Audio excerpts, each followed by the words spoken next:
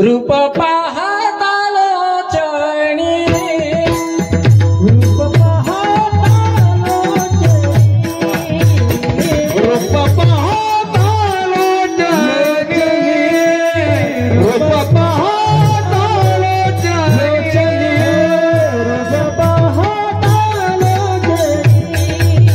लोचणी पाहता लोचणी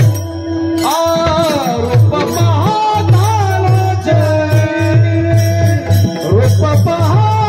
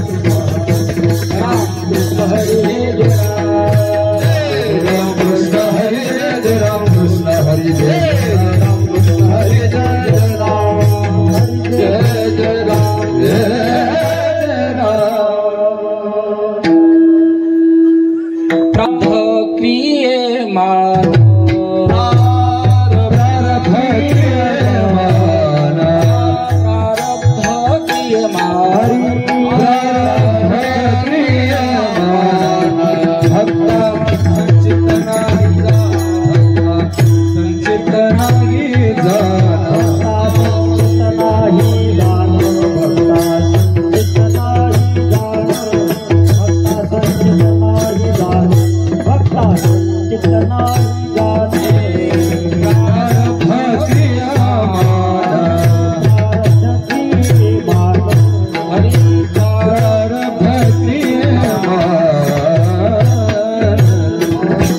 भक्ता संचित नाही जाण भक्ता संचित नाही जाण नाही जाण भक्ता संचित नाही जाण भक्ता संचित नाही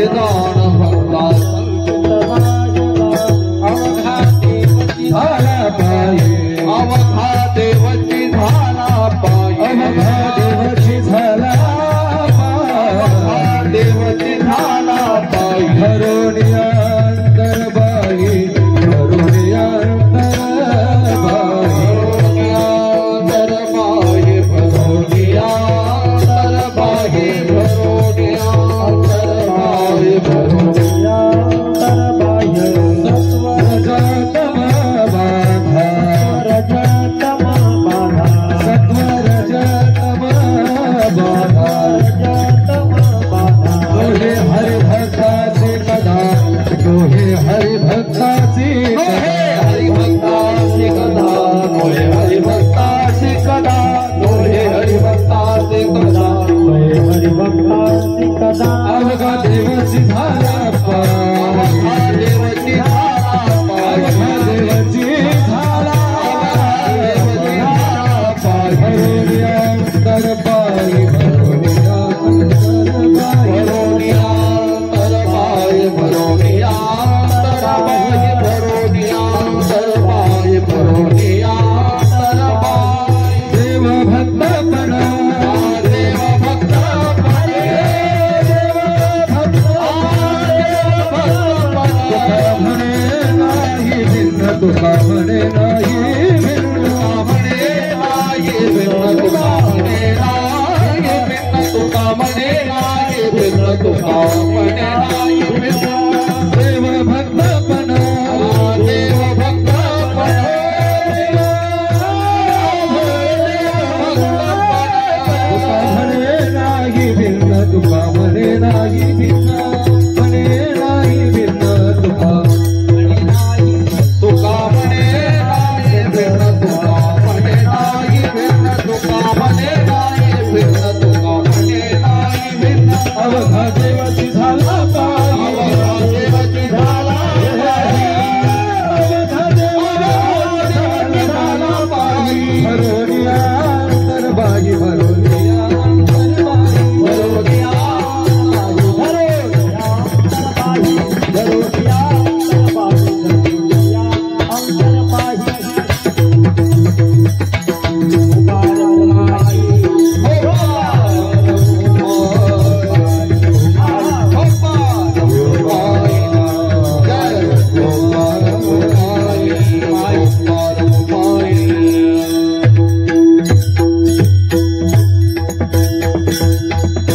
सोपान महाराज चव्हाण महाराज कदम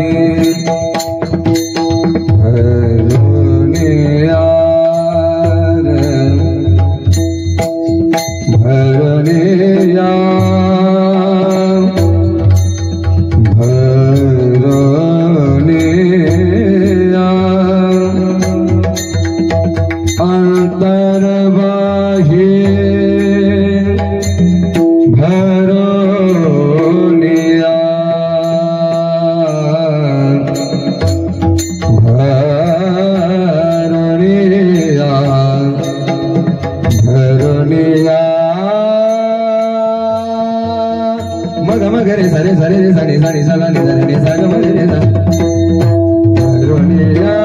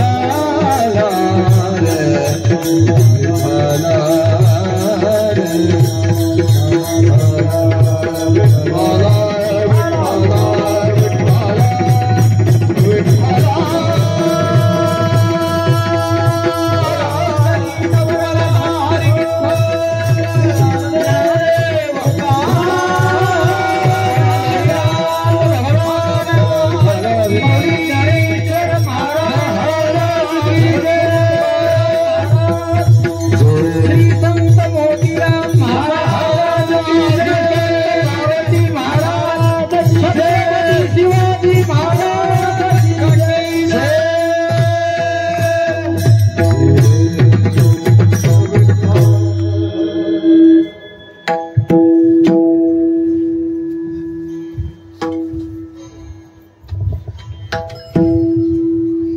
प्रारब्ध क्रियमान भक्ता संचित नाही जाण, अवघा देवची झाला पाही, भरून या अंतर बाह्य, सत्व रजतम बाधा, हरी भक्ता नोही कधा,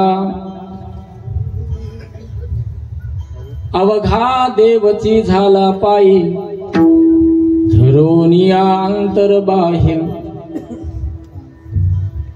देव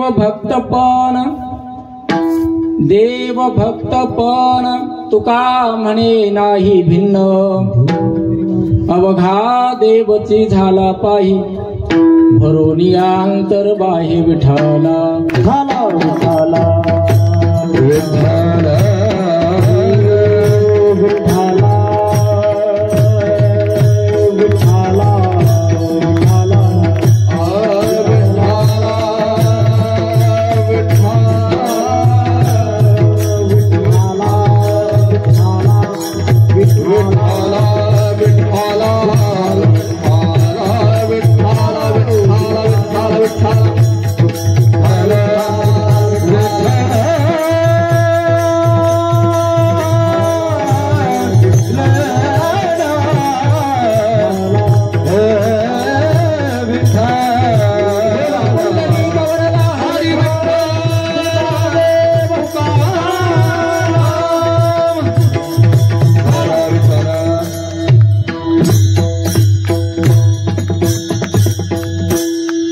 योऽन्तः प्रविश्य मम वाचमिमां प्रसुप्तां सञ्जीवयत्यखिलशक्तिधरस्वधाम्ना अन्यांशहस्तचरणश्रवणत्वगादीन् प्राणान् नमो भगवते पुरुषाय तुभ्यं। समचरणसरोजं सान्द्रनीलाम्बुदाभं जगन्निहितपानिं मण्डनं मण्डनानां, तरुण तुलसीमालां कन्धरं कञ्जनेत्रं, सदय धवलहासं विठ्ठलं चिन्तयामि, सदय धवलहासं विठ्ठलं चिन्तयामि। पांडुरंग प्रथम नमन, पांडुरंग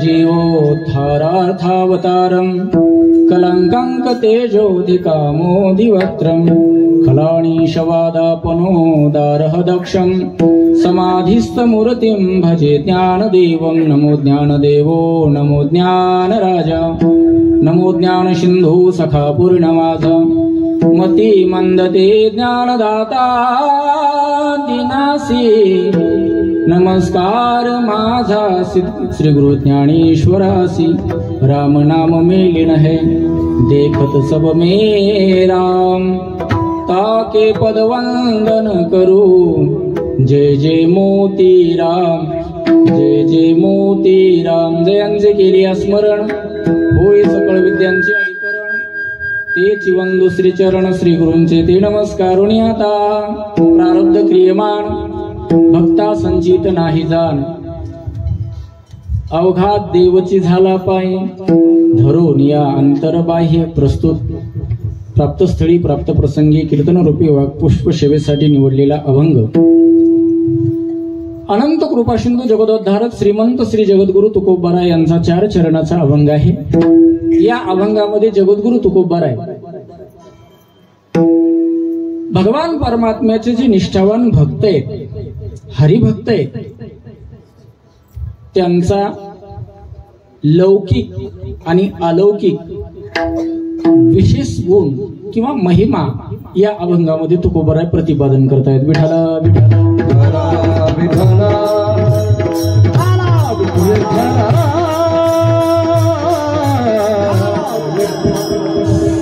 शिवेला आरंभ करण्यापूर्वी थोडासा परिहार द्यायचा तो म्हणजे असा सालाबाद प्रमाणे याही वर्षी ग्रामदेवता विष्टदेवता हनुमंतराय स्वानंद सुखनिवासी ब्रह्मभूत श्री संत मोतीराम महाराज यांचे एकनिष्ठ शिष्य गुरुवर्य मोठे महाराज आदरणीय मारोतराव महाराज दस्तापूरकर यांच्या मार्गदर्शनातून चालत आलेला हा अखंड हरिनाम सप्ताह मोजे मांडे वडगाव तालुका मानवत जिल्हा परभणी समस्त गावकरी मंडळी गावकरी कार्यकारी पुढारी कर्मचारी अधिकारी शेतकरी तरुण वर्ग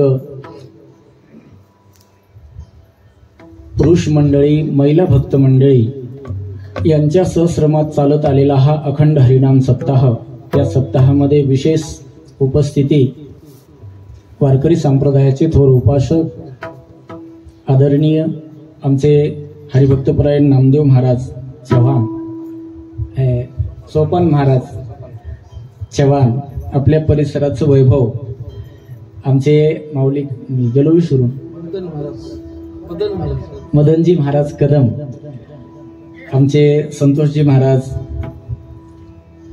ज्या आमचे परम मित्र हरिभक्तपरायण मृदंगाचे महामेरू नवनाथ महाराज आपल्या परिसराचं वैभव आहे आणि श्री संत मोतीराम महाराज वारकरी शिक्षण संस्थेचे विद्यार्थी माजी विद्यार्थी आजी गुरुजी आदरणीय ज्यांनी आपल्या मराठवाडा विद्यापीठातून पहिलं मिळवलं नंतर महाराष्ट्रातून पहिलं मिळवलं आता नॅशनल मध्ये म्हणजे जागतिक लेवलला वारकरी संप्रदायातला एक माणूस नॅशनल मध्ये पोहोचतो आमचे हरिभक्तपरायण मुंजाजी मसलेकर आणि तुम्ही सर्व गुणीजन मंडळी हरिभक्तपरायण मंडळी मला काही सर्वांची नावं पाठ नाहीत मी नाव घ्यावा असे तुम्ही तेवढे काही लहान नाहीत म्हणून या थोरांच्या नावामध्ये तुमचं वैभव आहे तुमचे आदरणीय आहात त्यांच्या नावात तुमचं नाव आलं असं मी समजतो। आमचे परम स्नेही इथं पुन्हा पुन्हा येण्याचं कारण आदरणीय आमचे नानाभाऊ शेळकेच नाही नानासाहेब शेळके आम्ही नानाच म्हणतो तर त्यांची इच्छा होती की बाबा परत एकदा यावे। मागे 2 वर्षापूर्वी येऊन गेलो त्याच्यानंतर डबल येण्याचा योग आला तुम्हा सर्वांचं दर्शन झालं तुमच्या पुढे मी कीर्तन करावं असं तेवढा मी मोठा नाही पण ही सेवा माझी नसून स्वानंद सुखनिवासी श्री संत मोतीराम महाराज संस्थान श्री क्षेत्र फळा सद्गुरू मोतीराम महाराजांची आहे। आणि मग काय होतं मोठ्याचं कुत्र जरी असलं तरी त्याला लोक शेवटी ते काय कुत्र असलं तरी कोणाचं आहे समर्थाचं मोठ्याच आहे मालकाच आहे ना मालकाचं कुत्र जरी असलं तरी त्याला खूप मान असतो. समर्थाचे स्वान त्याची सर्व देती मान. मोठ्याचं कुत्र ज्या दिशेनं भुंकलं त्या दिशेनं लोक त्याची पूजा करतात. तसं आम्ही महाराजांचे कुत्रे आहेत. कोण्याही दिशेनं तोंड करून भुकलं तरीही समाज भाविक आमच्याकडे न पाहता आमच्या पाठीमागं ज्यांची सावली आहे, ज्यांचा आश्रय आहे, ज्यांची सत्ता आहे, असे सद्गुरू मोतीराम महाराज संस्थानपळा हे समजून पूजा अर्चना होते. ती आमची नाही किंवा त्याच्यामध्ये आमचं कसल्याही प्रकारचं त्याग नाही, समर्पण नाही, सेवा नाही आणि संयम नाही. हे साधू संतांचे विचार आहेत. तुमच्या पुढं अल्पशा वेळामध्ये अभंगाच्या पदापदाचं चिंतन करण्याचा प्रयत्न करतो. तुम्हा सर्वांनी खूप चांगला प्रतिसाद दिला, आमंत्रित केलं, त्याबद्दल पुनश्च एकदा तुमचे आभार मानतो आणि अभंगाच्या पदापदाचं चिंतन करण्याचा प्रयत्न करतो. विठाला विठाला.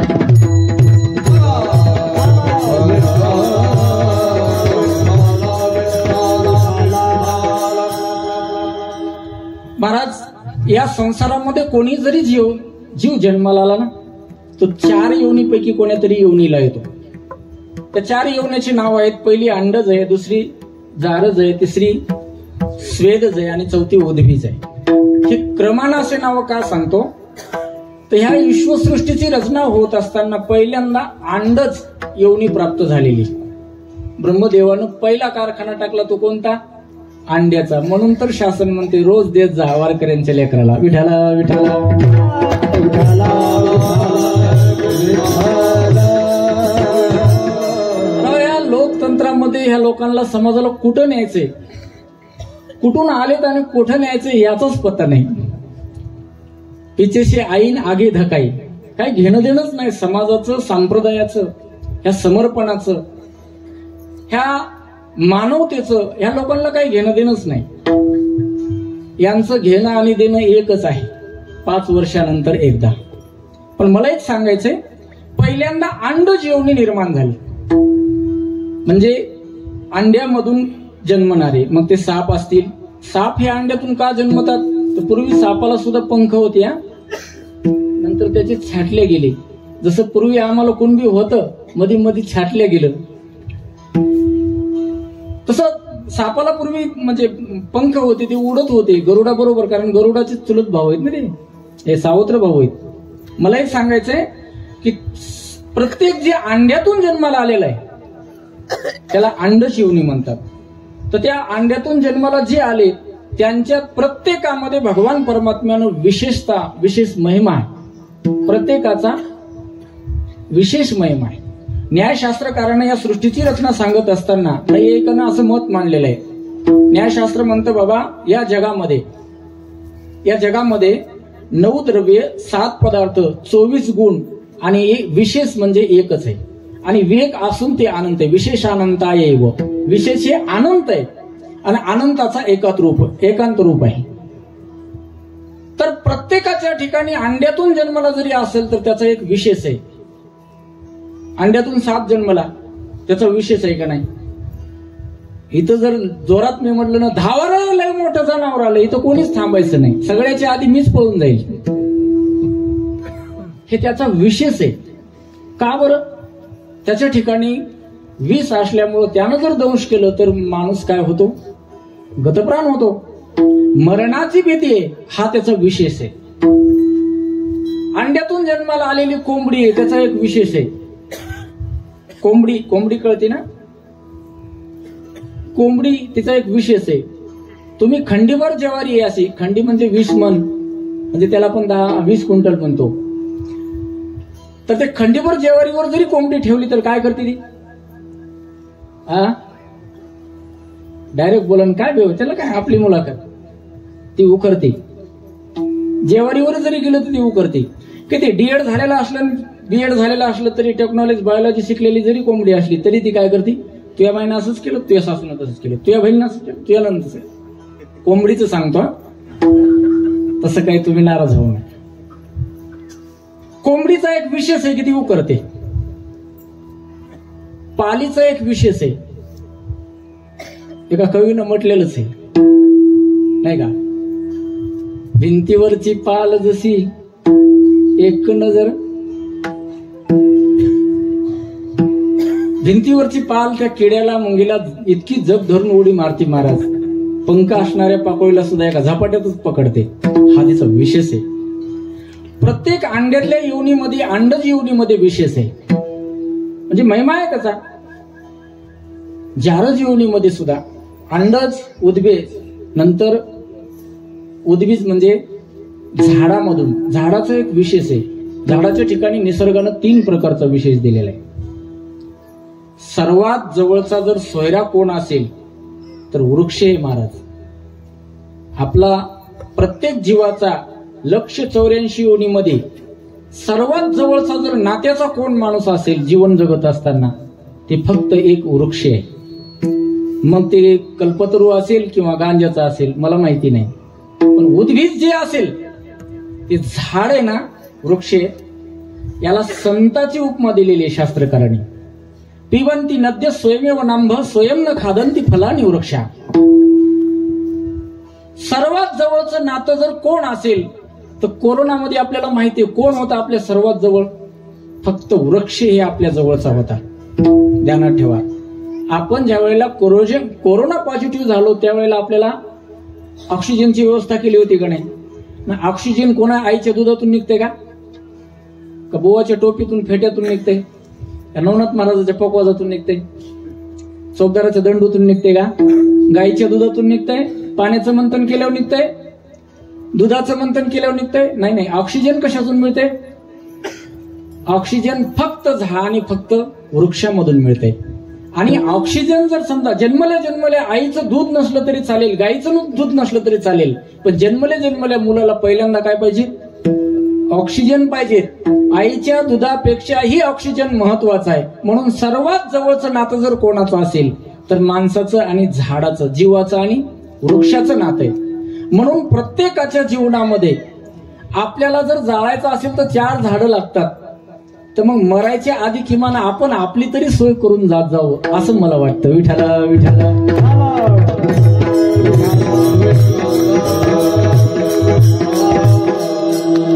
म्हणजे झाड हे उद्भिज आहे, त्याच्या ठिकाणी एक विशेष आहे झाडाचा. पहिला विशेष आहे की झाड हे सावली देतं, त्याचा किराया नाही, मोबदला नाही.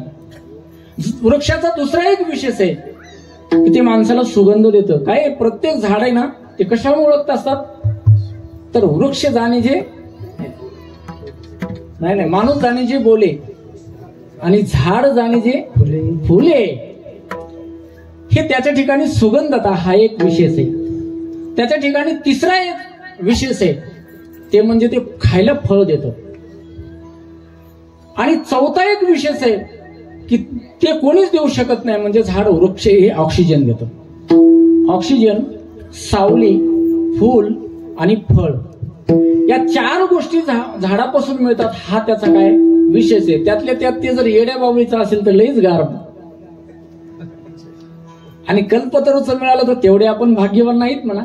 याचा अर्थ आपण इमानदारीनं कीर्तन ऐकतही नाहीत आणि कीर्तन करीतही नाहीत.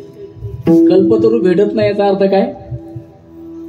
पण सर्वात जवळचं मनुष्याचं किंवा कोणत्याही जीवजंतूचं जर नातं असेल तर ते फक्त वृक्षाच्या जवळ आहे. हा त्याचा विशेष आहे. म्हणून तुकोबाराय म्हणतात आमचे खरे सोयरे कोण? वृक्षवल्ली आम्हा सोयरे वनचरे, वृक्षवल्ली आम्हा सोयरे वनचरे, आम्हा सोयरे वनचरे, वृक्षवल्ली आम्हा सोयरे वनचरे, पक्षी सुस्वरे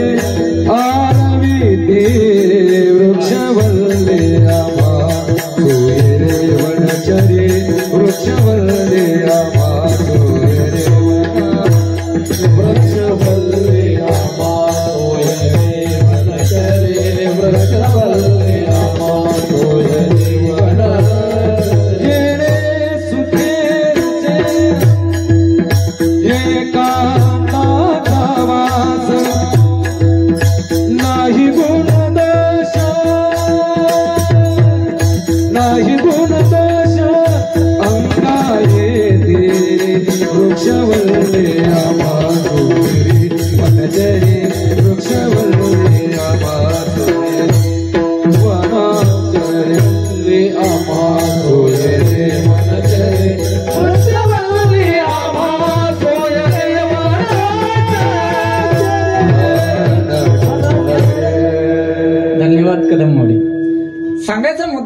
सर्वात सोयीपण नातं जर कोणाचं जवळचं असेल तर ते एक वृक्षाचं आहे. हा त्याचा विशेष आहे.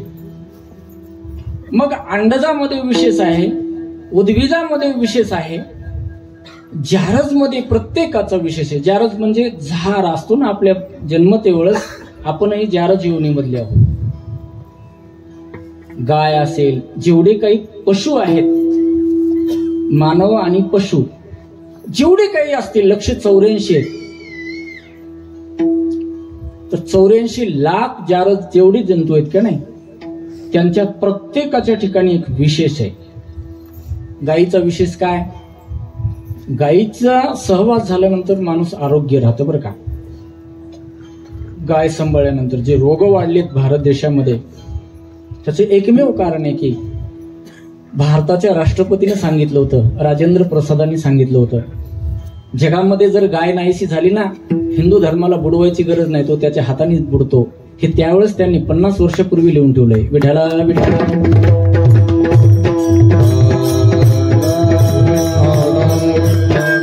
मला एक सांगायचं की जिच्या अंगामध्ये 33 कोटी देवाचं वास्तव्य आहे, जिच्या सहवासामध्ये या जगाचा मालक भगवान श्रीकृष्ण परमात्मा रात्रंदिवस रममान होतो, सहवास करतो, आपलं आराध्य दैवत मानतो, ती गाय हिंदू म्हणून घेणाऱ्याला सुद्धा लय जड झाली हो महाराज. माणसंच नाही हो, बोलणं सोपं आहे कमरा बांधून, पण निभवणं, जनावरांची सेवा करायची असल्यावर जनावर राहावं लागते महाराज. तुम्हाला काय माहिती, माणसं कुत्रे पाळलेत, कुत्र्यासारखे पाळलेत, 5 वर्षानंतर कामाला येतील म्हणून. इथले नाही बरं, गावाबाहेर गाठायचे, चांगलंच कुटायचे. विठाला विठाला.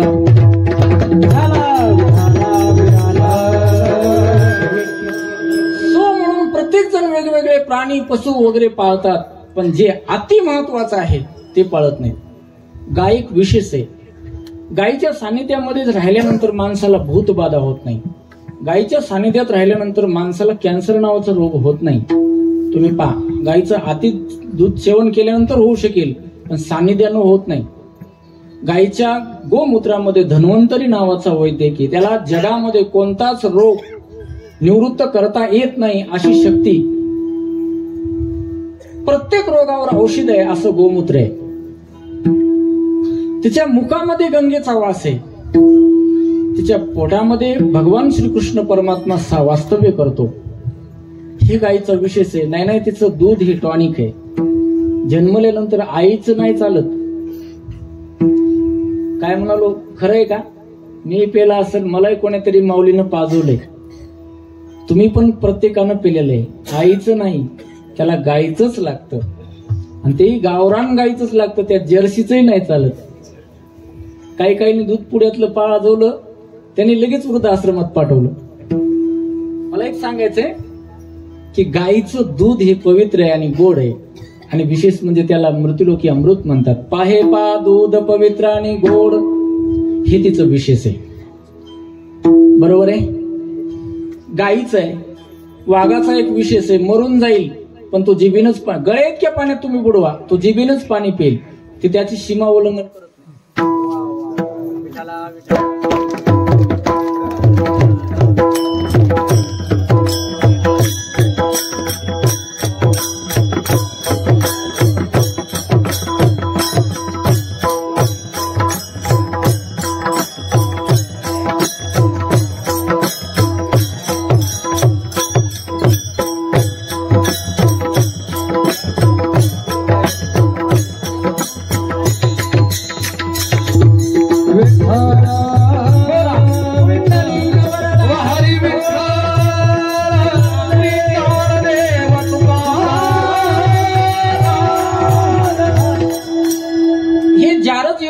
प्रत्येकाचा विशेष आहे महाराज. जारज योनीमध्ये विंचू नावाचा प्राणी जन्मालाय. विंचू माहिती ना प्रत्येकाला, बहुतेक तर इथं 17% लोकांना त्याची ओळख आहे. कोणाला तरी जय हरी झालाय, रामराम झालाय, पाहुणचार केलाय. विंचू आहे का नाही, त्याचा एक विशेष आहे महाराज. काही नाही, बोराटीच्या काट्या एवढा नसते, ते चुबू काट्या एवढा त्याचा काय काठी असते, उगू एवढं एवढंच असतो. त्याचा विशेष आहे का नाही? विशेष महाराज धोतर पिवळं होतं, ज्याला जे त्याचा संपर्क आलाय त्यालाच माहित कसं असतं ते. दवाखाना लवकर भेटला नाही, ते मंत्र म्हणणारे भेटले तर ठीक आहे, नाहीतर त्यातल्या त्यात ते इंचोवामध्ये जर इंगळी चावली नाथ महाराज म्हणतात आबा काय खरं नाही बाबा. मला एक सांगायचंय की हे त्याचा विशेष आहे. या विश्वर आणि या मृत्यू लोकामध्ये, या संसारामध्ये, या ईशसृष्टीमध्ये, या भुवनामध्ये जो कोणी 184 योनीमध्ये जन्माला आला त्याच्या ठिकाणी प्रत्येकाच्या ठिकाणी विशेष आहे महाराज. तुम्ही म्हणाल मानवाच्या ठिकाणी काय विशेष आहे? मानवाच्या ठिकाणी नाथ महाराजांनी भागवतामध्ये एक स्पेशल मानवासाठी ओविलेले अहर निद्रा मैथून सर्व योनी समसमान मनुष्य देहाचे ज्ञान अधिकही जाण सर्वाहुनी.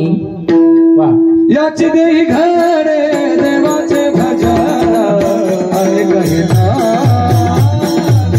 नाही गोडे आणि गहिना नाही गोडे. याची देही घडे देवाचे भजन आणि गहिना नाही गोडे आणि गहिना. याची देही घडे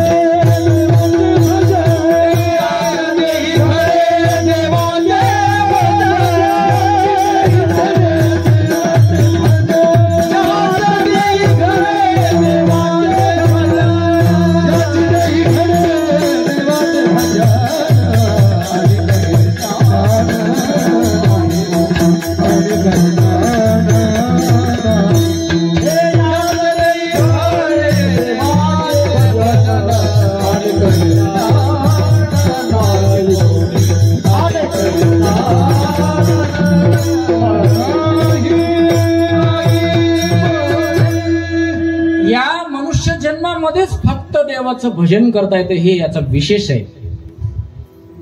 मानवाचा विशेष आहे, दानवाचा विशेष आहे, देवांचा विशेष आहे. ते म्हणजे या जन्मामध्येच फक्त काय होता येतं? मुक्त होता येतं. बंधन मनुष्य जन्मामध्ये आल्यानंतरच 184 योनीचं जे बंधन आहे, जन्म मरणाचं जे बंधन आहे, कर्माचं बंधन आहे, तापाचं बंधन आहे, हे पूर्ण बंधन तोडवण्याचं सामर्थ्य फक्त मनुष्य जन्मामध्ये आणि ते भजनानंच घडतं. म्हणून मनुष्याच्या जीवनामध्ये भजन असलं पाहिजे. नाही ते ब्रह्मज्ञान असो, मला म्हणजे मी त्याचा विरोध करत नाही, पण काय आमची जी संस्थांची परंपरा आहे मोतीराम महाराजांची, आमच्या संस्थांमध्ये भजनाला फारच दुःख म्हणे भजन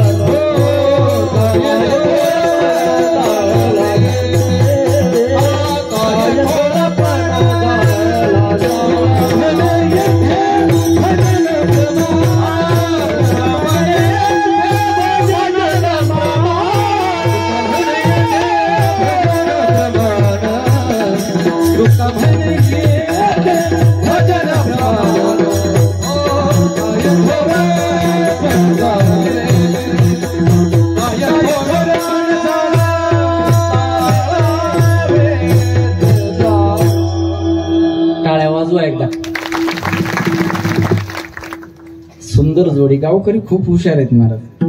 विरोधी पक्ष नेता जरी असला तरी खंबीर असला पाहिजे, तर सत्तावनाला काहीतरी करता येत. मला एक सांगायचंय की प्रत्येकाच्या ठिकाणी एक विशेष आहे. विशेष तसा मानवतेचा एक विशेष आहे. त्याला मुक्त होता येतं. त्याला भजन केल्यानंतर जीवनाची सार्थकता करता येते. मग प्रत्येकाच्या ठिकाणी भगवान परमात्म्याने विशेष दिलेला आहे. तर भगवान परमात्म्याच्या भक्ताच्या ठिकाणी विशेष काय काय विशेष आहे त्यांचा? महाराज 184 योनीमध्ये जे समजा विशेष कार्य करू शकत नाही, जे शास्त्राला होणं शक्य नाही, जे वेदातही असं सांगितलं नाही, ते संतांच्या अनुभवाचा जो विषय आहे, संतांचा जो अलौकिक महिमा आहे, तो कर्मशास्त्राच्या, धर्मशास्त्राच्या, न्यायशास्त्राच्या आणि पुढे बोलून सांगू लहान तोंडी मोठा घास होईल, वेदांत शास्त्राच्याही विरोधात दिसेल. कारण वेदांत्यांनी विदेहमुक्ती मानलेली आहे. वेदांतांनी विदेहमुक्ती मानलेली आहे, पण मुक्तीचा स्वीकार न करता प्रारब्धाच्या पुढं विदेह महात्म्याला सुद्धा प्रारब्ध सोडत नाही, संचित सोडत नाही आणि क्रियमान सोडत नाही. जे नैयायिकाला सुटलं नाही, जे वेदांताला सुटलं नाही, जे मीमांसक कर्मशास्त्राला, जे धर्मशास्त्राला सुटलं नाही, ते आमच्या वारकरी संप्रदायामध्ये म्हणण्यापेक्षा वैदिक संप्रदायामध्ये जे भगवान परमात्म्याचे निष्ठावान भक्त आहेत त्यांनी ते कर्म, ते संचित, ते प्रारब्ध, ते क्रियमान किती अघोर जरी असलं तरी ते भक्तांच्या पुढे चाल करू शकत नाही. हे सामर्थ्य फक्त हरिभक्तामध्येच आहे. म्हणून तुकोबाराय म्हणतात की फक्त प्रारब्ध, क्रियमान, संचित हे जे पुरोगामी आणि क्रियमान आहेत, हे कर्म फक्त हरिभक्तालाच बाधा करू शकत नाही, नाहीतर याच्यातून कोणीच सुटत नाही. हे विशेष सामर्थ्य अभंगाच्या प्रत्यक्ष प्रारब्ध क्रियमान, प्रारब्ध क्रियमान, प्रारब्ध क्रियमान, प्रारब्ध क्रियमान, प्रारब्ध क्रियमान, प्रारब्ध क्रियमान, प्रारब्ध क्रियमान, प्रारब्ध क्रियमान, प्रारब्ध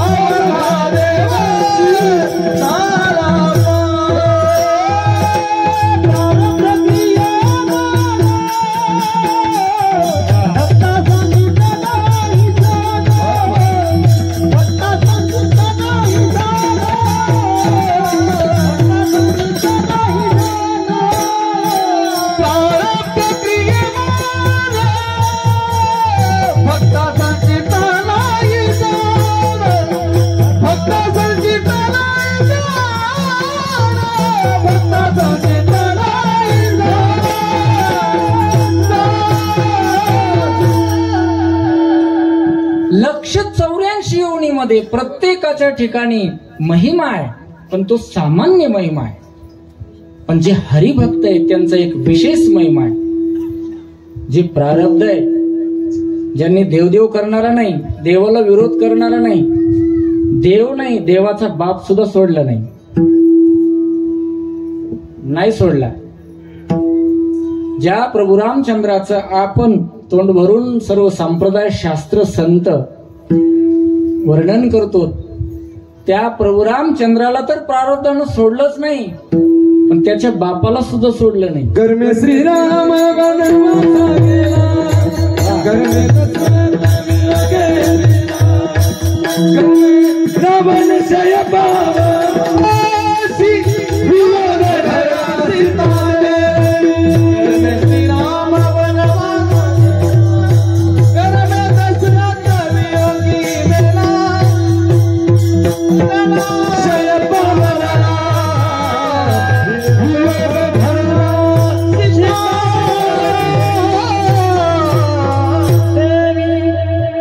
कोणालाच सुटत नाही. मला काय असतं, मला एक गोष्ट सांगू का? मला गोष्ट सांगायचं ना आहे, पण ते बसून सांगायचंय भागवतात. उभं राहिलं मला एक कळलं का ते सिस्टीम वाल्याचं कसं झालं माहिती का? 2 बायका केल्यासारखं, एक आवडती आणि एक नावडती. आवडती म्हणजे नंतर केलेली असते, उतरत्या वयाला, ती तरुण असते. आणि नावडती म्हणजे पहिली जुनी असते. कळालं असेल तुम्हाला काय होतं? एकानं 2 बायका केल्या, स्पीकरवाल्याला नाही बरं. 2 बायका म्हटल्यावर 2 बायकां फजिती आहे का? अरे एक म्हातारी होती. हे म्हातारीला काय वाटायचं, मालक आपल्यासारखे वयोवृद्ध दिसावेत. ती जर शेवेला बसली तर बसल्या बसल्या चिमट्यानं काय करायची, त्याच्या डोक्यातले काळे काळे काळे केस उपटायचे. कारण पांढरे दिसल्यावर म्हातारा आपल्या वयान समान गोजिरवानं दिसतंय. पण नैतरणी जी समजा मागून केलेली जी आवडती होती, ती काय करायची, तिच्याकडे शेवेला जर योग आला तर तिनं पांढरे पांढरे उपटायची. दोघांच्या उपटण्यामध्ये ते पडलं टक्कल. तसं स्पीकरवाल्यांचं असतं, याचा वाढवला की त्याचा वाढवा, त्याचा वाढवला की ह्यांचा वाढवा. त्या वाढीने एखाद्यावर साऊंड तरी जात नाही तर मिक्सर हँग पडतं. विठाला विठाला.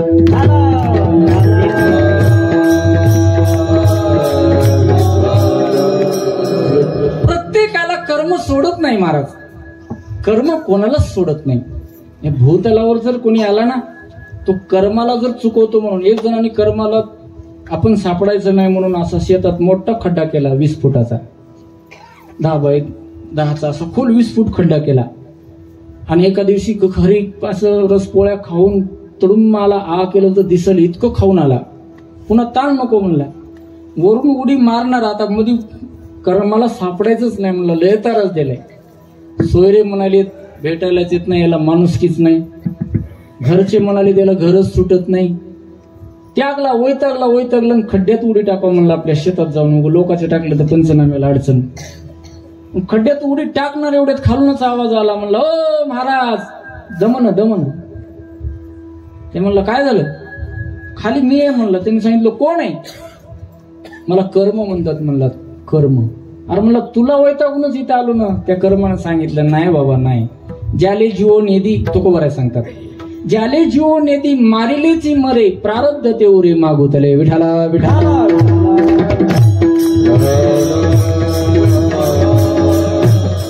तुम्ही जीव द्या, तुम्ही फुकून घ्या, तुम्ही असं करू नका. पण जरी कदाचित केला तरी तुमचं कर्म तुम्हाला नाही सोडत.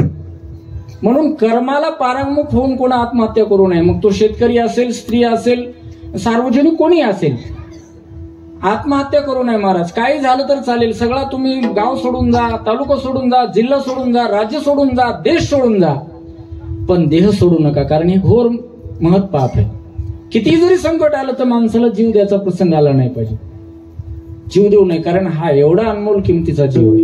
लोक म्हणतात काय करावं बाबा, कसं तोंड दाखवून काय करू, काहीच होत नाही. थोडं तू सबर कर, थोडस संयम ठेव, ऑटोमॅटिक तुला मार्ग निघेल. कारण तो भगवान परमात्मा आहे. पण कर्म चुकत नाही. कर्म हे आत्महत्यानं चुकत नाही. कर्म आत्महत्या केल्यानंतर घोर वाढल्या जातं. कर्म हे कोणालाच चुकत नाही. हा कर्म सिद्धांत आहे. तुम्ही जे केलेलं आहे ते तुम्हाला भोगावं लागतं, याच्यात विशेष नाही. देव न मानणाऱ्यालाही भोगावं लागतं, देव मानणाऱ्यालाही भोगावं लागतं, देवालाही भोगावं लागतं आणि देवाच्या बापालाही भोगावं लागतं. देवाचा बाप राजा दशरथ, आताच महाराजांनी सुंदर प्रमाण दिलं. कर्मे श्रीराम वनवासा गेला आणि कर्मे दशरथ वियोगी पावला. काय कर्माची पार्श्वभूमी आहे? देवाची नाही, देवदेव करणाराची नाही, देवाच्या बापाची सांगतोय. देवाचा बाप ज्याचा मित्र अमर लोकाचा राजा आहे, इंद्र आहे अमरावतीचा. स्वर्गाचा राजा मित्र भेटायला येतो आणि तिथं जिवंतपणे जाता येतं. एवढं मोठं सामर्थ्य आहे. पोटी जन्मलेला पुत्र सूर्यवंशाचा दिवा म्हणजे विश्वाचा मालक आहे.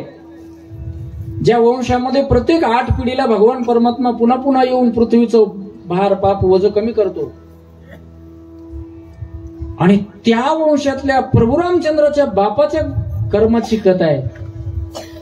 कळत न कळत झालं तरीही विस्तू जो अग्नी आहे ना, ज्याला कळून हात लावला तरी पोळणारच आणि न कळता लावला तरी पोळणारच. वेड्यानं साखर खाली तरी कशी लागल आणि शहाण्यानं खाली तरी. येड्यानं खाल्यावर गोड आणि शहाण्यानं खाल्यावर गोड. मग येड्यात आणि शहाण्यात फरक काय तू सांगतो का? नाही नाही बाबा, आज उभं राहायला उद्या उभाच राहायचं नाही. भावी पिढीची फार गरज आहे. गावात 1-2च मुलं आहेत का? मुलं उभं राहिली पाहिजेत महाराज.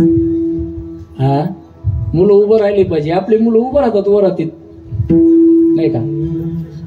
आपली मुलं उभं राहतात फक्त वरातीत, कीर्तनात उभं राहत नाही. तिथं गेल्यावर लाजच वाटते. अरे कुत्र्याने जीप काढून नाचालच की भाड्या चौकात.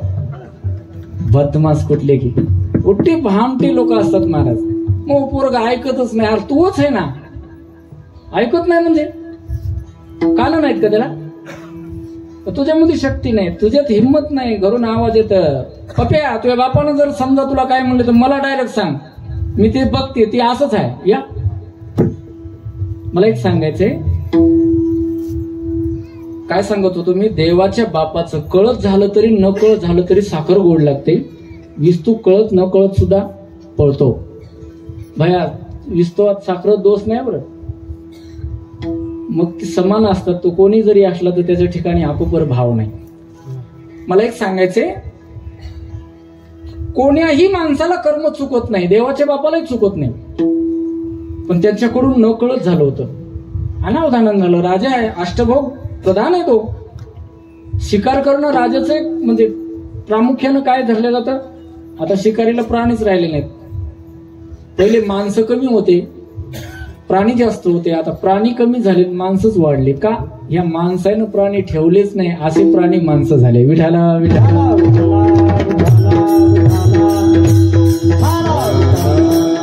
एक सांगायचं की प्राण्याचे शिकार, मृग शिकार करत असताना अनावधानानं तो शब्दवेदी बाण मारून त्या श्रावण बाळाचा वध केला. निरापराध होता ते मुलगा, पण ह्यांनी जाणून मारला का? श्रावण बाळ जो मारला, दशरथ राजाकडून मेला, तो जाणून म्हणजे हेतू पुरस्कर सुपारी देऊन मारला का? सावध होऊन मारला का? शत्रू म्हणून मारला का? नाही मारला. सहजगत्या मेला. आपण जसं समजा ट्रेशर आणतो, फायटर आणतो, कोरेजन आणतो, जाणून बुजून मारतो. आपण जाणून बुजून मारतो, तसं त्यांनी जाणून बुजून मारलं होतं का? त्यांचं धुऱ्याला धुरा होता का? जात वैर होतं का? जन्म वैर होतं का? हाड वैर होतं का? कुठलाच संबंध नाही, कुठलाच नाही. अनावधानानं कळत न कळत शिकार म्हणून काय झालं? त्या श्रावण बाळाचा वध झाला. त्याच्या हृदयामध्ये ज्या वेळेला बाण घुसला ना, त्यावेळेला त्याच्या मुखातून एकच इच्छा निर्माण झाली. त्याचं मृत्युमुखी बयान राजा दशरथानं ऐकलं. राजा दशरथ, तू राजा आहेस, माझा प्राण गेला याच्यात काही नाही. आज नाही तो उद्या जाणारच होता. कोणी भी आया है शो जाएगा, राजा रंग फकीर, कोई रथ चढी चले, कोई बंदे जंजीर. प्रत्येकाला जावंच लागतं. श्रीमंत असेल तर जास्त पाहुणे जमा होतील, मोठी पालखी लावली जाईल, वैकुंठ गमन नावाचा रथ येईल, पण शेवटी त्याला फुकावंच लागते. प्रत्येकाला मरावंच लागते. मरण हे अटळ आहे. उपजल्या पेंडा मरण सनाती, मरते उपजते सवेचे ते, मरते उपजते सवेचे, मरते उपजते सवेचे ते. उपजल्या पेंडा मरण सनाती, उपजते सवेचे, मरते उपजते सवेचे.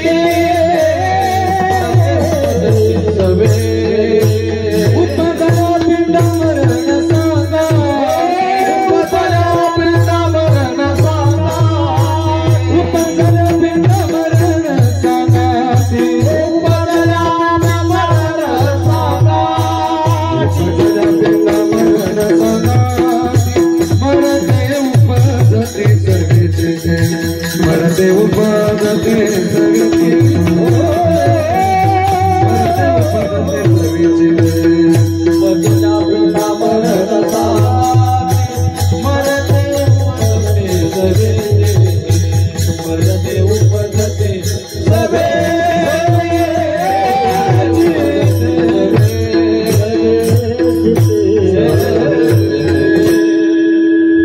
सांगतात जो कोणी जन्मला उपजेते नासे नाशिल येते पुनरपी दिशे.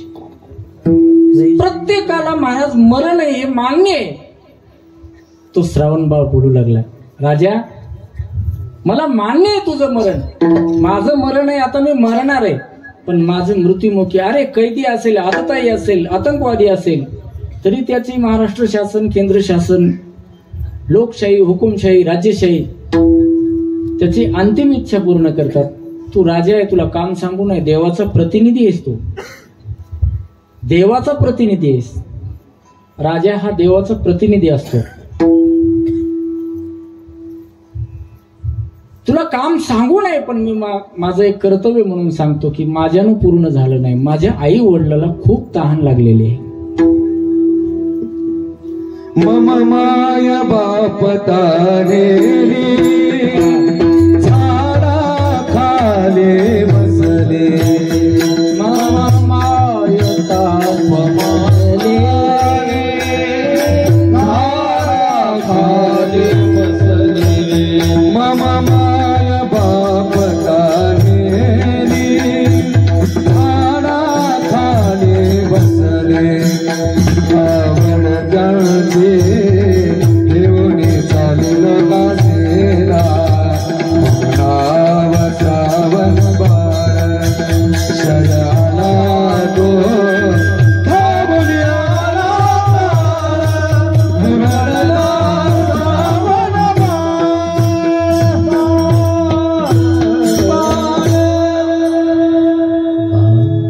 टाळी वाजवा की एकदा जोरात वाजवा की तुमच्या मायबापाची सुंदर प्रमाण दिलं महाराज. त्या श्रावण बाळानं आपल्या एकच इच्छा केली, माझ्या मुलाच्या नावानं बँक बॅलन्स कर म्हणून सांगितलं नाही. मायबापांनी ज्या मायबापांनी मला जग दाखवले, ज्या मायबापांनी उपाशी राहून माझी भूक भागवली, माझी भूक भागवली, ते मायबाप फक्त मला पाणी मागतायत, 7-12 मागत नाहीत.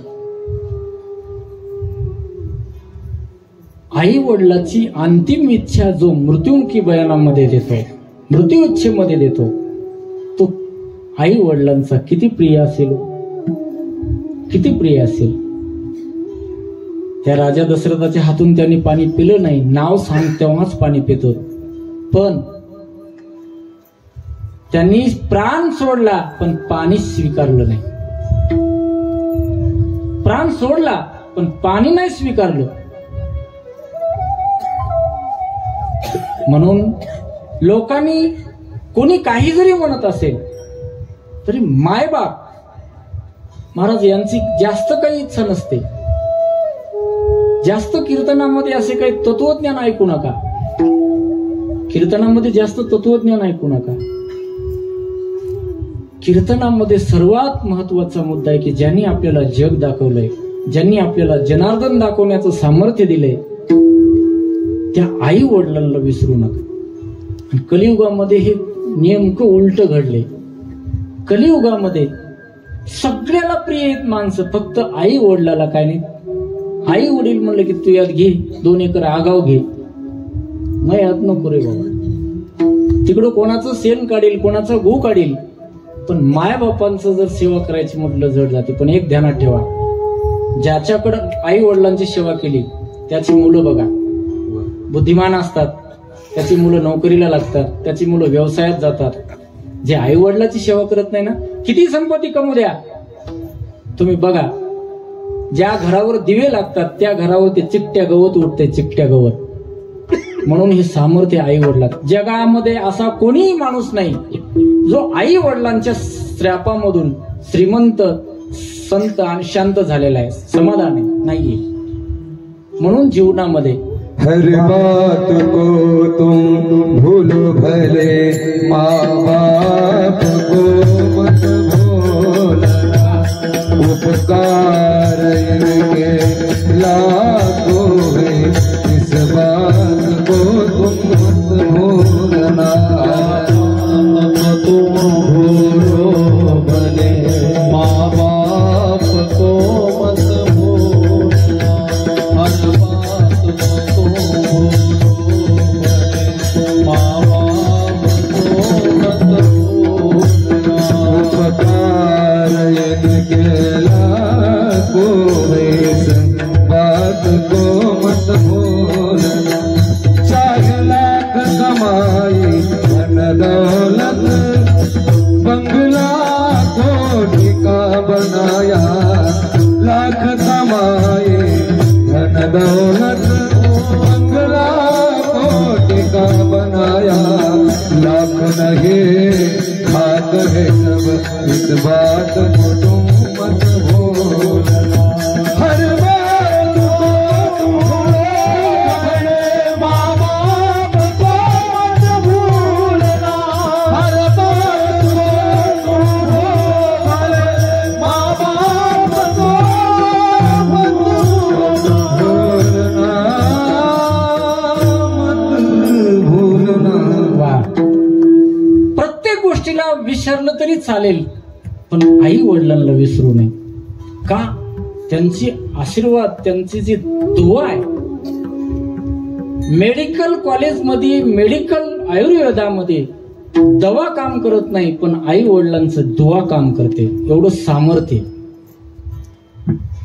म्हणून माणसाने आई वडिलाच्या बाबतीत काय कठोर निर्णय कधीच घेऊ नये. ज्याला जर समजा श्रीमंत व्हायचंय का नाही मला माहिती नाही, पण जर सुखी आणि समाधानी जर व्हायचं असेल तर आई वडिलांचा आशीर्वाद असला पाहिजे. आणि आई वडिलांची इच्छा काय असते? कोणी आईनं सांगितले येवलेला जाईन खोसल्याची पैठणी आण? कधी सांगितले का? आणि तुम्ही बायकोला सक्रातीला नका घेऊ बरं. खपलं का? जळालं का? या आग लावतो या. पण अशी आई कधी तुम्हाला म्हणलेली पाहिली? कोणाची आईने आजपर्यंत म्हणली का? सांगा. नाही म्हणू शकत. फाटकं तुटकं कसंही खाईल. आपल्या मुलाची, आपल्या घराची इज्जत झाकूनच ठेवील. आई वडिलाविषयी प्रेम होतं त्याचं, आणि त्या आई वडिलांनी मुलाबद्दल एकच शब्द निघून गेला. जसा आमचा मृत्यू होतोय ना पुत्र वियोगानं, तसाच तुझा सुद्धा काय होईल. जर देवाच्या बापाला कर्म चुकत नाही, ज्या क्षणावर राज्यावर बसायचंय सगळी तयारी झालेली आहे, पूर्ण तयारी झाली, सगळं बहुमत झालं, पहाट 5ला ठरलं अभिषेक करून बसायचंय, सही करून शपथ घ्यायची, आणि दिवस निघाल्यानंतर सगळ्या लोकांचे चेहरे उतरले. उद्या सकाळी राम राज्यावर बसणार. सगळे जल्लोष मध्ये खाऊन पिऊन मंडप सजवून राजवाडा सजविला, सगळं देशोदेशी राजांना आमंत्रण दिले. आणि सकाळी दिवस निघाल्यानंतर प्रत्येकाच्या चेहऱ्यावर 12 वाजले होते.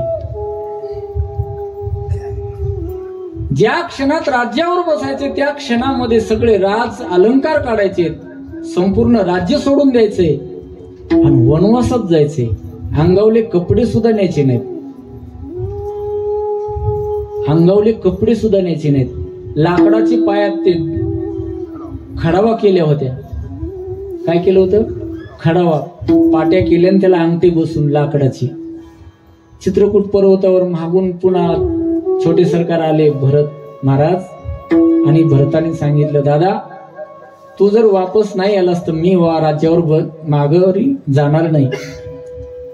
त्यावेळेस त्यांनी सांगितलं, नाही रे म्हणे, मी बापाची आज्ञा घेऊन वनवासाला आलोय आणि मी माझ्या बापाचं वचन मोडणार नाही. बापाचं वचन मोडणार नाही. एका वचनासाठी, एका वाक्यासाठी बापाच्या सार्वभौम ऐश्वर होतं बरं.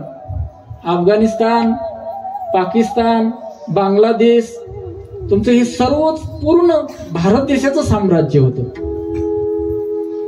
आणि सर्व आधिपत्य सोडून दिलं बापाच्या एका वाक्यावर. आणि आता जर असं म्हणलं तर राजकारण बरं नाही बापू, चांगले चांगल्याला भिकलं लावलं. एखाद्या बापानं म्हणल्या बसा बोला ना, आताच लागला योग तर मधी मधीच बोलायले आपिशा पायाची. या एका वाक्यासाठी तेवढं राज्य सोडून दिलं आणि वनवासाला गेले. त्यावेळेस त्यांनी आईचा किंवा समाजाचा किंवा लोकांचा दोष मानला नाही, तर स्वतःच्या कोणाचा मानला? प्रारब्धाचा. जर भगवान शंकर सुद्धा स्वतःहून कर्म मानतो, ऐका ना, शंकर मानी नलगे रुसावे आणि कबहुता आपुल्या संचिता मनोनिया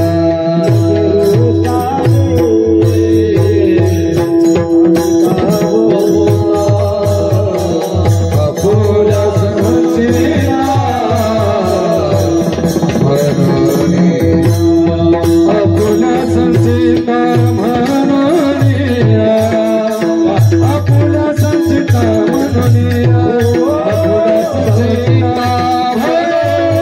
मनोनिया आपुल्या संचिता मनोनिया मनगे रुसावे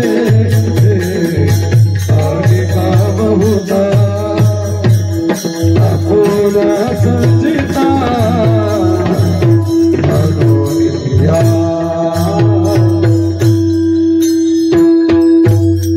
न लगे रुसावे आणि का बहुता आपुल्या. इतरांवर रुसू नये महाराज. कडू बोलून आईनं वनवासाला पाठवलं, गोड बोलून चित्रकूटाहून भावानं पायातले हायती पादुका घेऊन गेला. उन्हाळ्याचे दिवस पाय पोळाले, असा काटा घुसला, रक्ताच्या चिरची चिरकंड्या निघायला लागल्या. ज्यांनी कधी ऊन पाहिलं नाही, ज्यांनी राजवाडा कधी सोडला नाही, अष्टभोग भोगलेला तरुण युवक, आणि ते पायात काटा घुसला, ते ओढता ओढून निघणा. त्यावेळेला डोळ्यातून आसू यायला लागले. आणि त्यावेळेस लक्ष्मणाकडे बघून प्रभू रामचंद्रानं सांगितलं, लक्ष्मणा पहा म्हणे कर्माची गती, गहनो कर्मणा गती. कडू बोलून आईनं वनवासाला पाठवलं आणि गोड बोलून भावानं पादुका नेल्या. हे त्यांचा दोष नाही, हे कर्माचा दोष आहे. कर्माचा दोष.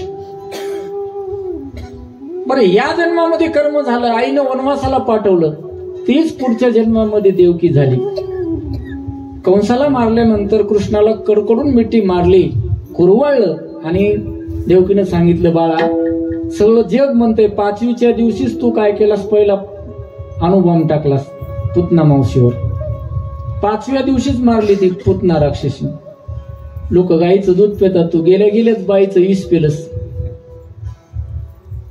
5व्या दिवशी एवढं तुझ्यात सामर्थ्य, बकासूर मारला, रिटासूर मारला, आघासूर मारला, बांबळभट मारला, पुतना मारली, सगळे लोक झोडपून काढले. विकेट माग विकेट, विकेट माग विकेट. कंस सुद्धा, कंस आयचे धेंडे एका चापटतच मारलं ज्ञानोबराय म्हणतात. एकच चापट हाणली कंसाला.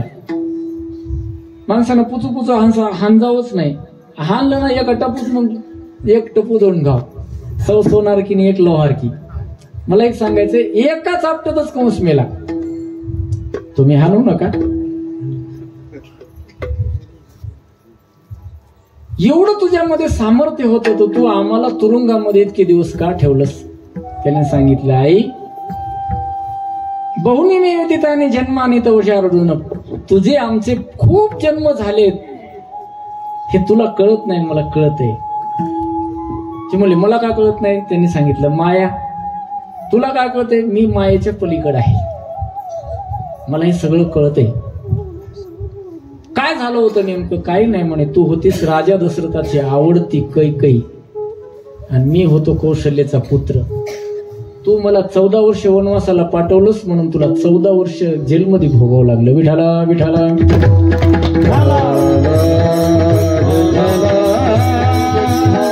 देवाच्या बापाला देवाच्या माईला देवाला जर चुकत नाही तर देव देव देव करणाऱ्याला कसं चुकल? लोक म्हणतात किती भजन केलं हो त्या माणसानं, काय देवाच्या घरी न्यायच नाही.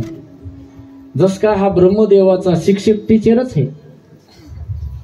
मला एक सांगायचंय की देवाला जर चुकत नाही, प्रारब्ध चुकत नाही, क्रियमान चुकत नाही, संचित चुकत नाही, तर आपल्याला चुकत नाही ह्याच्यात काय विशेष आहे? पण ते या मृत्यू लोकामध्ये हरिभक्तांनी चुकवलं म्हणून प्रारब्ध क्रियमान भक्ता संचित नाही जाण. पण त्या भक्ताचे 4 प्रकार आहेत.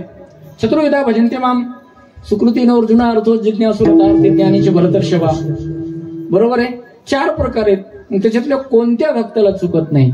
तर त्या भक्ताचं वर्णन सांगत असताना, भक्तियोग सांगत असताना भगवान श्रीकृष्ण परमात्म्यांनी 18 श्लोक सांगितले. त्या 18 श्लोकामध्ये सांगितलेलं आहे की बाबा त्या भक्तांना यौमत भक्त समे प्रिया, ज्यांच्या ठिकाणी निंदा नाही, ज्यांच्या ठिकाणी स्तुती नाही, द्वेष नाही, मत्सर नाही, सुख नाही, दुःख नाही, सुख दुःखे समे कृत्वा लाभा लाभो जया जेव, अद्वेष्टा सर्व भूतांना मैत्र करू नये ओचे. तुम्हाला सगळं पाठच आहे, पण उगं कसं आहे आता इथं बोलाय आणले म्हणून मी बोलतो, तुम्ही ऐकता, एवढाच फरक आहे.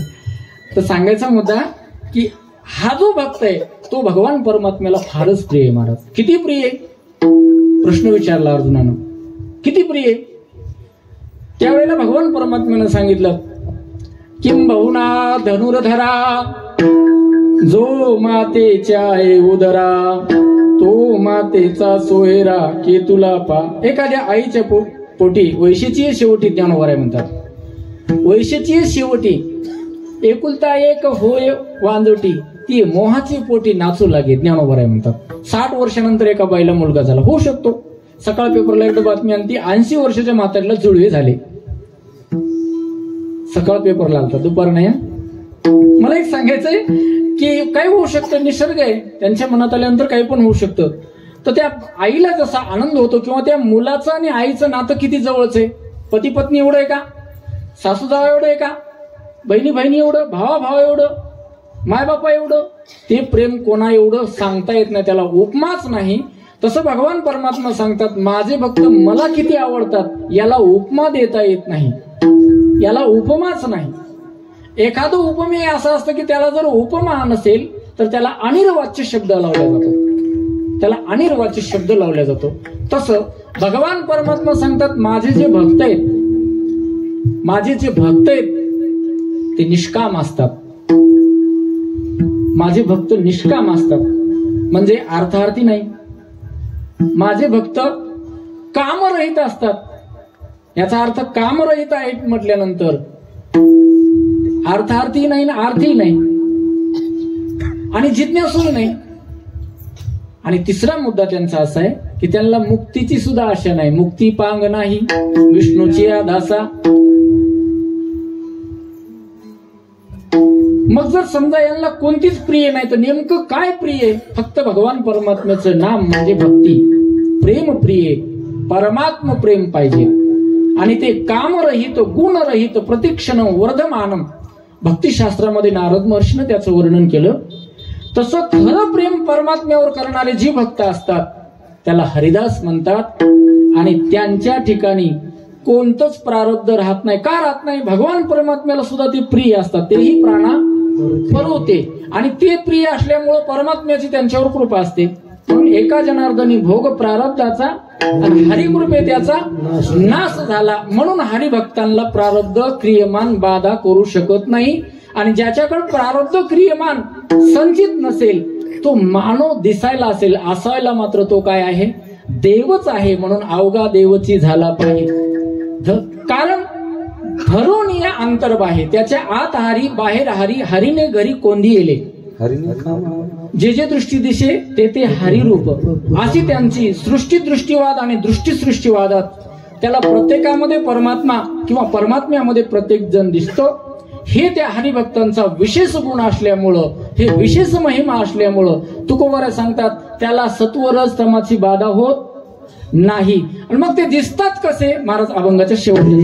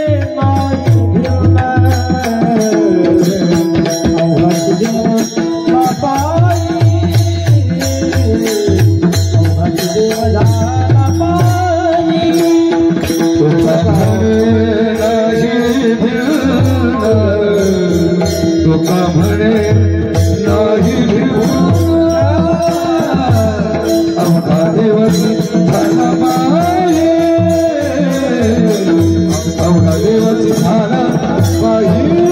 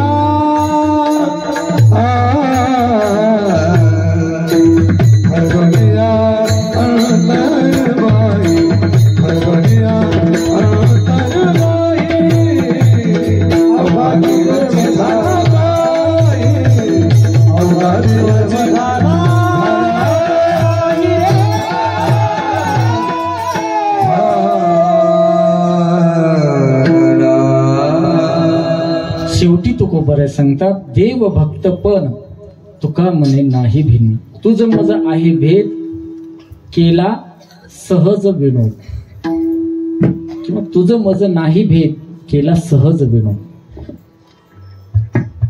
शेवटी नाथ महाराजांनी एका ठिकाणी हरिपदात म्हटलेलं आहे, कल्पनेची मुराला आणि तोची हरी झाला. त्यांच्या ठिकाणी कल्पनाच नाही. आपला उद्धार होईल का नाही? नाही नाही, उद्धार व्हायची गरजच नाही. मला फक्त भजन करायचे, मला फक्त देवाची सेवा करायची. मोक्ष आम्हाला लागतच नाही. असं जे निष्काम, मोक्षाची सुद्धा ज्याच्यामध्ये अपेक्षा नाही, असं निरपेक्ष भगवंतावर प्रेम करणारे जे हरिभक्त आहेत. आता काही म्हणजे ते हरिभक्ताचे प्रकार म्हणून आता इथून पुढे लिहावं लागतील. कसलीच अपेक्षा नाही. आम्ही ज्या परंपरेमध्ये जन्माला आलो, मोतीराम महाराजांनी महाराज बंडीमध्ये 10 रुपये टाकले तर ती बंडीच जाळून टाकली. आमच्या जर कोटात टाकली, मी 2-2 खिशाचा कोट घेतलाय. कोटात जर टाकली तर आम्ही त्या कोटाला हे सताळा कोट आहे म्हणून जास्त वापरू, जास्त दिवस ठेवू. अपेक्षाच नाही महाराज, कशाचीच अपेक्षा नाही. कोण मान द्यावा ही अपेक्षा नाही, कोण धन द्यावं ही अपेक्षा नाही, भजनापासून काही मिळवावं ही अपेक्षा नाही. हे का करावं लागतं महाराज? हे जे मिळवावं लागतं हे का करावं लागतं? याचा अर्थ असा आहे की राजा झोपलाय. भागवत धर्माचं, हिंदू धर्माचं सर्वात मोठं जर प्रचाराचं म्हणजे माध्यम जर असेल कोणतं, ते संत वाङ्मय आणि संत परंपरा आहे. पण याची कोणी दखलच घेतली नाही महाराज. अरे हुकुमशाही होती, पण छत्रपती शिवाजी महाराजांनी तुकोबारायांचं दिवाळ निघाल्यानंतर सोने माणिक मोती घरी नेऊन दिले. आणि वारकऱ्यांना पगार घ्यायची असली तरी हराम करू, कशी सही करू 2,000 आणि 3,000 देण्यासाठी. अरे काय चाललंय काय नेमकं? तुमच्यापेक्षा ती पहिली ती नाचेवाली बरी होती. लोक ते तमाशाला त्या ह्याला गेल्यावर ते हिरी माणिक मोती तरी टाकत होते. हे बुवा 10,000 मागतोय, ते 5,000 मागतोय. काय गरज आली अशी? याचा अर्थ राजा झोपलाय, या देशाचा राजा झोपलाय. आणि झोपलेल्या माणसाला जाग आणणं तेवढं सोपं नाही महाराज. एका शेतकऱ्याला आपण सहकार्य केले, एका शेतकऱ्याच्या मुलाला, सगळ्या शेतकऱ्यांनी जर ठरवलं तर काय 1 वर्ष मुलगी थांबणार नाही, पळून जाणार आहे तुमची. कोणताच माल मार्केटमध्ये नाही काढला तर, जसं कोणतंच वाहन तुम्ही निघू दिलं नाही, कोण्याच नेत्याला प्रवेश करू दिला नाही, कोणताच माल घराच्या जर तुम्ही बाहेर नाही काढला ना, तुमच्या घरला खुरपायला येतील. जे सुप्रीम कोर्टाचा जेच सुद्धा तुमच्या घरला येईल.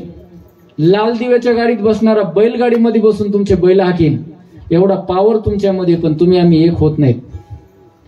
तुम्हाला मला शेजाऱ्याचं जळाल्याशिवाय मला आनंद वाटत नाही, माझं जळाल्याशिवाय तुम्हाला आनंद वाटत नाही.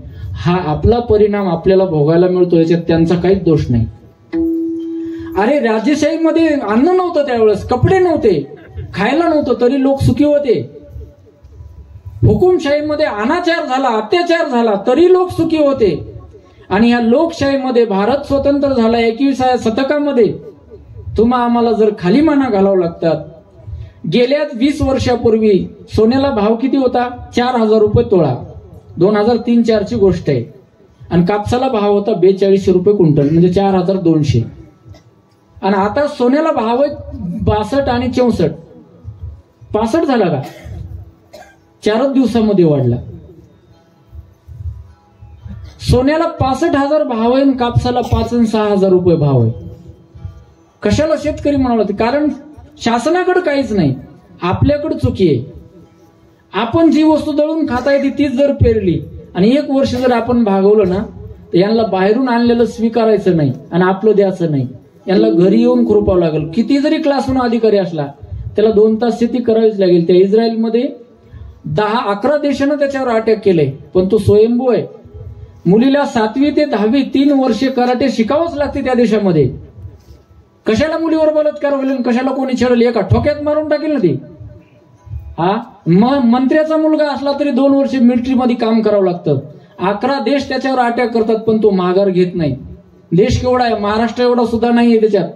महाराष्ट्राची लोकसंख्या 16 कोटी आहे आणि त्याची 13 कोटी आहे. अरे 11 देशाला ऐकत नाही 13 कोटीचा देश.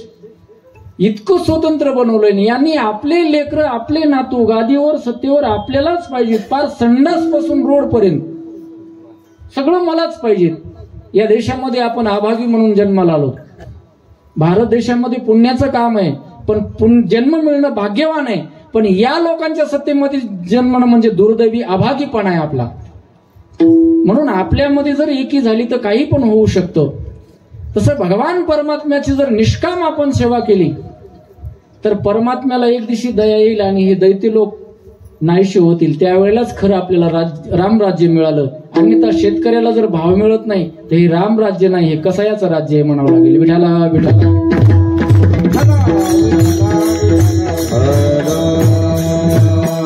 अरे बऱ्याच लोकांनी सोयरिकी केल्या नाहीत, बऱ्याच लोकांनी लग्न तारखी पुढे ढकलल्यात.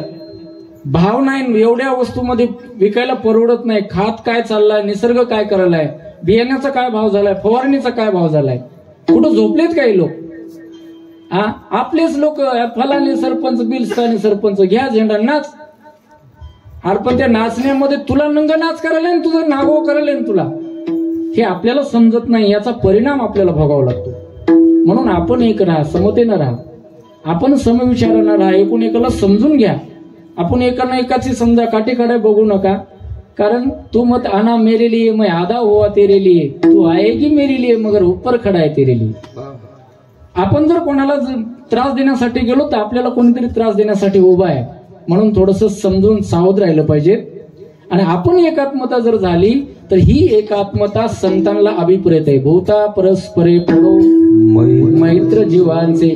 आणि ही समतेची वागणूक जर दिली तर हीच खरी ईश्वर भक्ती आहे, हीच देशभक्ती आहे, हीच समानता आहे, हेच संविधान सांगते, हेच पसायदान सांगते. फक्त आपण लोकांना सांगतो आणि आपला सबसे पगडा ना का उघडा नाही जमत. लोक सांगे ब्रह्मज्ञान, आपण कोरडाची पाषाण. काय नाही, आम्ही बागायतदार आहेत, कोरडी नाही. सांगायचा मुद्दा, आपल्याला जोपर्यंत स्वतःला अनुभवता येत नाही ते इतरांना त्याचा काय अनुभव येत नाही.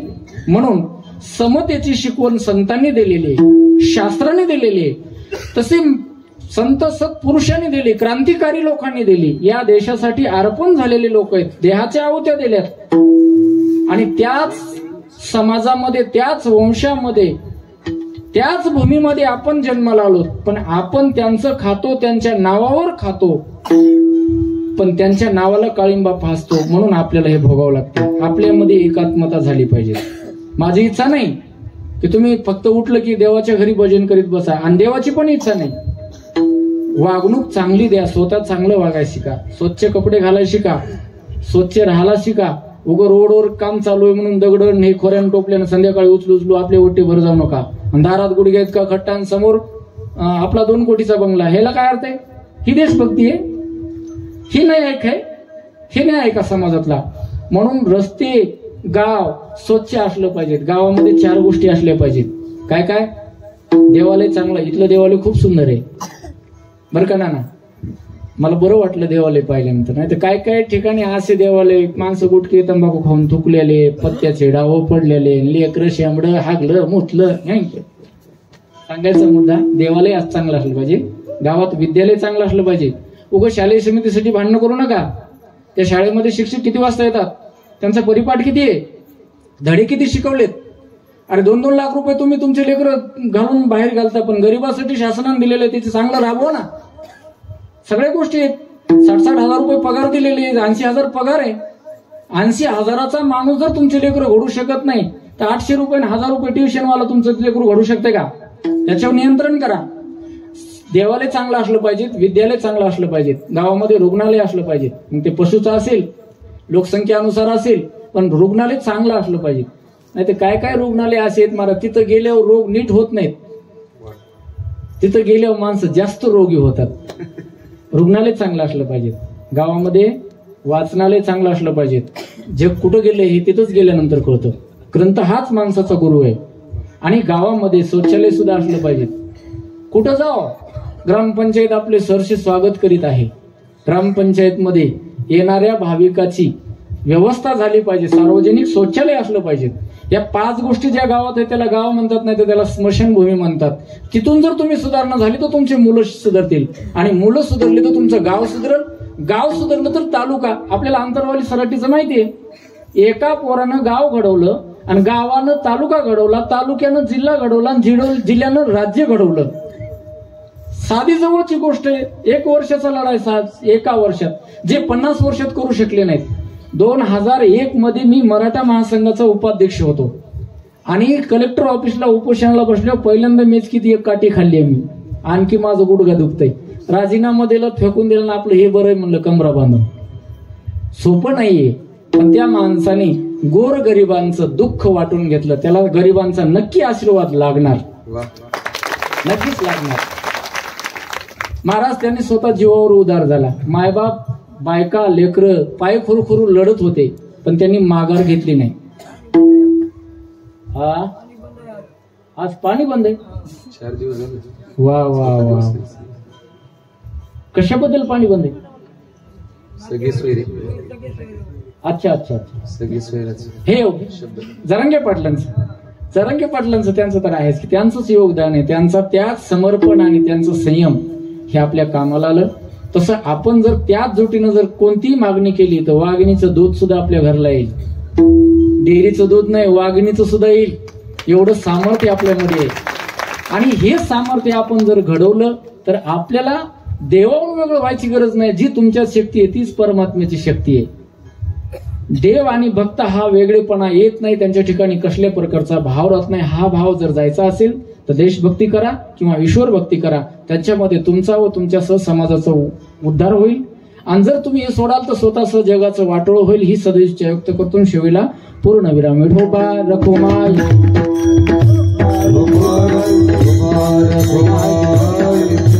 ज्ञानेश्वर माऊली, ज्ञानेश्वर माऊली, ज्ञानेश्वर माऊली.